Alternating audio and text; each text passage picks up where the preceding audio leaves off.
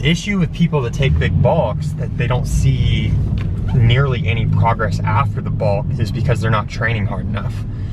The big issue a lot of people have is they simply don't know how to train properly, or they don't train hard enough, and they don't know how to consistently, progressively overload and increase their volume properly, where they aren't actually making nearly any muscle gain. So when they diet back down, they're like, why don't I look any different? Well, they're the same weight and they look barely any different. Yeah, they might be a little leaner because their body's more adapted to getting lean and it's not trying to fight you as much, but you're not gonna have like nearly any more muscle.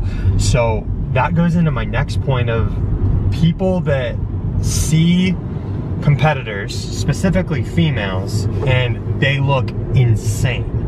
They're shredded, they have crazy delts, bikini competitors, big old glutes. They have different parts of their glutes are developed too. Like, just their whole body is just, they look insane. They look like an anatomy chart on stage and they look perfect. So imagine that person. I can even probably put a picture up of the person, like somebody like that.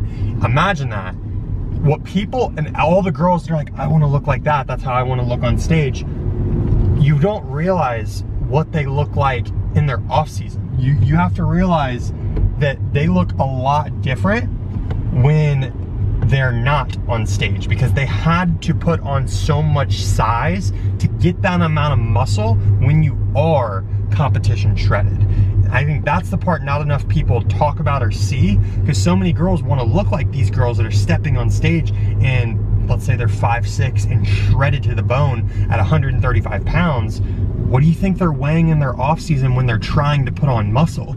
150, 155, 170. Like, you have to understand, if you want to look the way some of these insane competitors look on stage, you're gonna have to be a lot heavier in the off season, and you're probably not going to enjoy how you look, because putting on that amount of muscle and maintaining that amount of muscle when you're shredded, competition show shredded, you have to be pretty damn heavy in your off season. So that's just something I want people to try to think about and understand, because not many people talk about that part of it. I mean, so going back into like what I was just saying about not understanding how you're gonna look whenever you're at a much heavier weight, and that heavier weight that you have to get yourself to that point where you look tanked when you're shredded. Maintaining that amount of muscle is very difficult, and people don't seem to understand that part of it either. The amount of food you have to eat year round is absolutely insane when you're trying to maintain muscle. People don't understand it. It is not just, oh, I have this muscle, now I'm in off season and I don't have to, I don't have to train as hard, I don't have to eat as much food. There's just so much more that goes into it. So when you're evaluating what you really want to look like,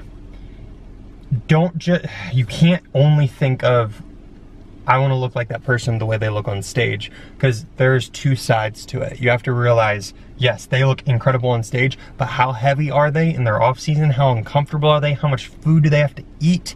Because if you want to, man, it is just a lot more difficult than people think it is, and you really have to evaluate what you want long term and how you want to look year round, not just for the one time you get on stage or the one photo shoot you do. What is the body you want to maintain that is realistic? Because you're not going to maintain that show shredded physique. That's just extremely unrealistic and very unhealthy.